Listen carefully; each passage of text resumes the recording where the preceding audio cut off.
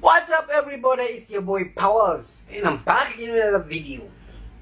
Well, the problem I have with reading Ethiopian names, it's really hard, it's really difficult. So I'm going to Ethiopia today. It's been a while. Hope you're not mad at me. So Ferhaan, Sulee, yeah, that's kind of easy. And Ashita Nure. Well, it's her name, but it's gonna be a cool reaction because this song is, I love traditional music and I feel like it's too long. Anyways, let's do this reaction right away. So, boom.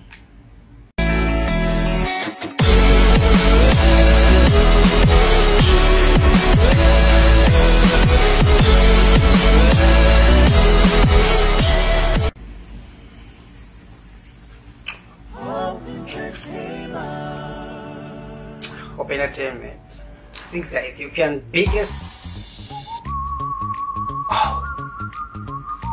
Yo. Wala bofi you.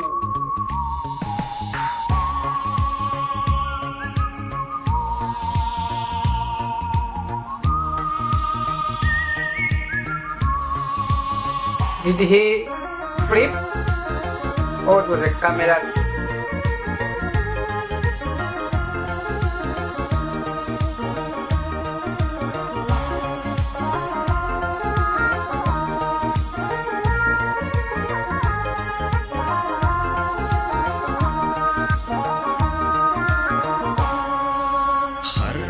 Sandura Ogunda Dibia Ijuman se arfu Yomi daraba Sinin demma Manguto nirgata Yada khena himi Sinin mariha Jiru tosa dada Monenan sindabe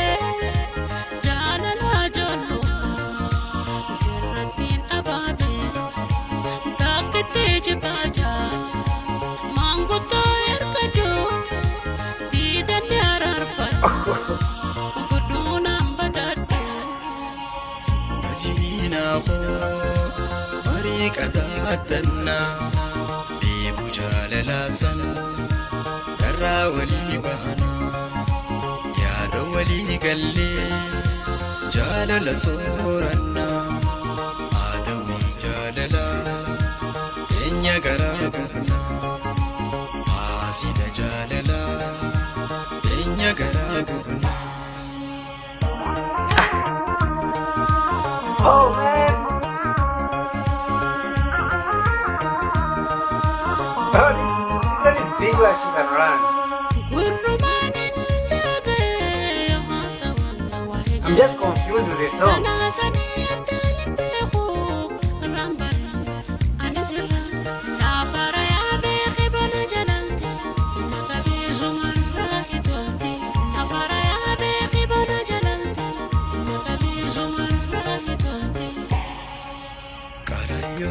Aisi falilta amamadu tannalanna jalalati namni narrabe wana garsi sai kobanala karayunti aisi falilta amamadu tannalanna jalalati namni narrabe wana garsi sai kobanala.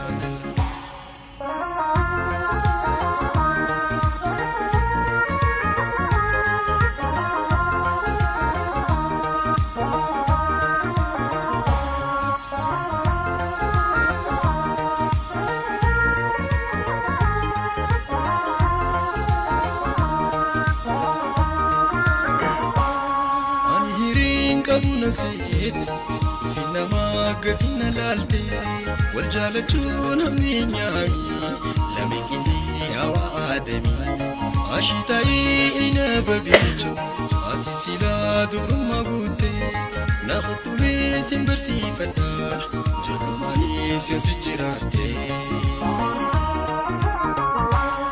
aratundo tanjalalati amiti ma kubanalati maradule ani amamiti ya afumaan si dhabee na taati.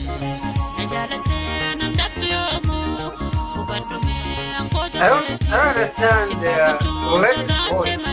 What's wrong with it? Yaa goytaa jaalala uumtee jaalala teenya moofeessini wal dhabantaanu na jaallemtu wal jaalanneerra dhugumaani. Na dura yaadda winjaala koo naasi walii bume rabbii lameen isaan inni kadhaabe buqqisuun kan ta'uu namni. Saadiyee jaalalaan nama raachitee maalumaan na tuyte akkana na goote. Saadiyee jaalalaan nama raachitee maalumaan na tuyte akkana na goote.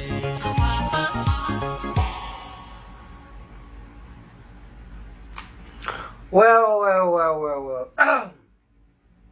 You know, I was quiet for the whole performance because I was confused, honestly. As much as I love Ethiopian music, and I've done a lot of reaction with cool music, like voices, like vocals.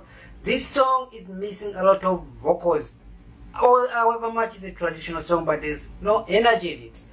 I'm confused with the lady's voice. It's totally lost. Honestly, I don't know about you, but I love the video much than the song.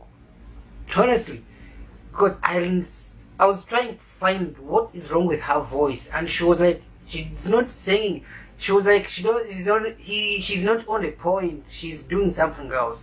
The dude tried, but if you have a combination which is failing, you cannot bring out what you want to bring out. He tried too much, but the ladies was like, man, I'm pulling this, but it doesn't come out. Well, I love the video. The video is cool, but I was so disappointed about the song. You know, bring out the truth. So you're gonna hate, you're gonna do whatever I want to say, but that is it. That's the truth. So anyway, that was the reaction, and I need more.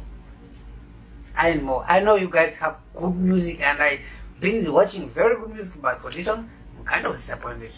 It's your boy Power. Tell me your opinion in the comment section below. Subscribe if you're new. Peace.